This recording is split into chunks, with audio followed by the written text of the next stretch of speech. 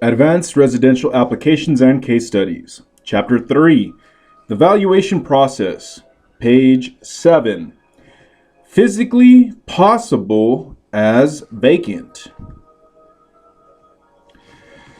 The issues to be addressed in the physically possible portion of the analysis, assuming the site is vacant, include the following: size, shape, area, terrain, and accessibility of the parcel of land is considered.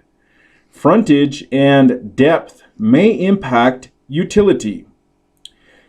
Ease of access enhances utility.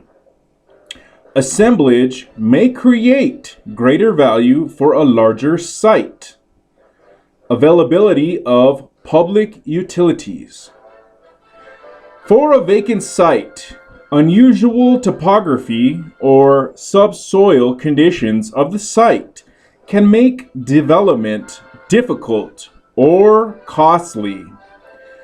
Common examples encountered are steeply sloping lots or lots with large rock formations that will require expensive grading, excavation, and foundation work. Another example would be a site with a history of soil instability. You will often need to rely on the recommendations of a soils engineer.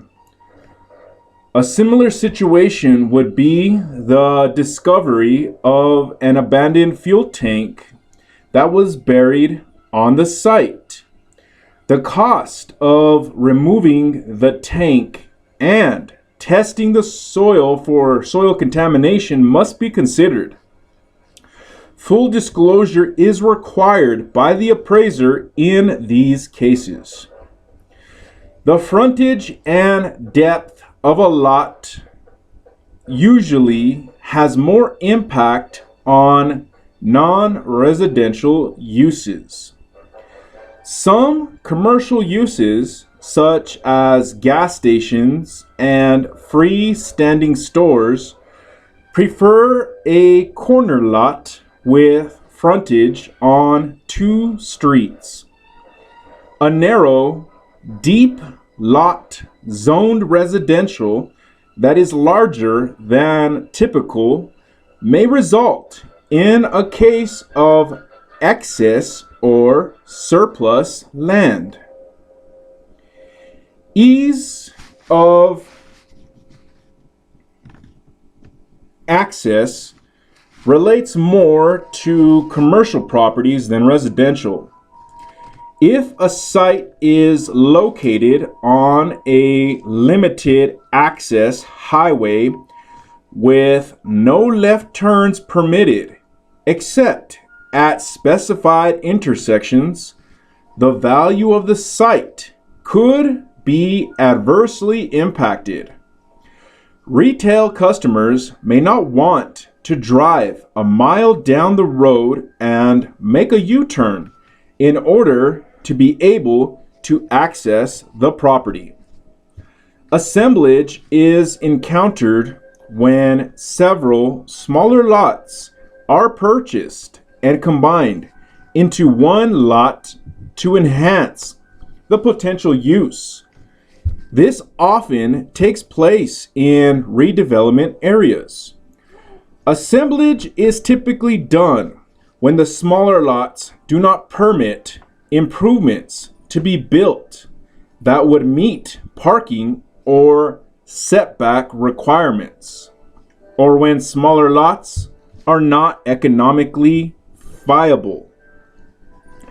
New development of residential properties often follows the extension of a sewer line, since this is one of the most expensive utilities to develop.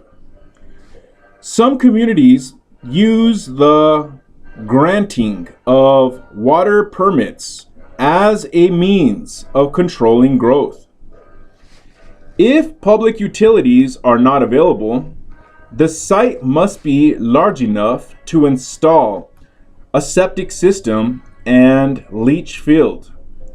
A history of successful wells being drilled in the area is also a consideration. End of page. Page 8. Physically possible as improved. When there are existing improvements, the issues to be considered in this section of the analysis focus on how closely the existing improvements conform to the ultimate highest and best use as vacant. The existing improvements must be analyzed as to size, design, and condition. Older improvements may not be the ideal highest and best use if the site were vacant. However, if the existing improvements still have a contributory value, your conclusion will typically be that the existing improvements are the highest and best use. If the home has an unusual floor plan, for example, access to the family room addition at the rear of the home is through a bedroom only, you should describe this case of functional obsolescence and comment on the possibility that changes could be made to cure the problem. Often, the cost to fix the problem will exceed the value added to the property. Another example where a discussion of highest and best use as improved is required is the case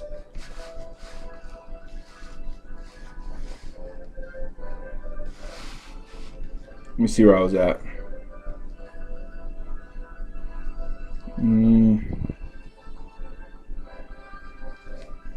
Oh, here we are. Another example where a discussion of highest and best use as improved is required is the case of partially completed new construction. This may occur when a builder runs out of money and the lender hires an appraiser to estimate the as-is value and the value when complete. It is common for the lender to also hire a contractor or estimator to calculate the cost to complete construction. The appraiser needs to verify the reasonableness of this cost estimate. When you encounter a non-conforming use, a few questions should be addressed. First, can steps be taken to bring the property into conformity? Is the cost justified? Next, would an alternative use be appropriate? If the subject is a very large single-family residence in a urban location, would it make sense to convert it to a multi-family use? Finally, is the existing use actually a legal, non-conforming use, which means grandfathered? If the zoning has changed to commercial from residential, the existing home may no longer be the highest and best use. If the home could not be rebuilt if destroyed by fire or other natural disaster, it is highly unlikely the property would qualify for a regular residential loan that could be sold in the secondary market. End of page.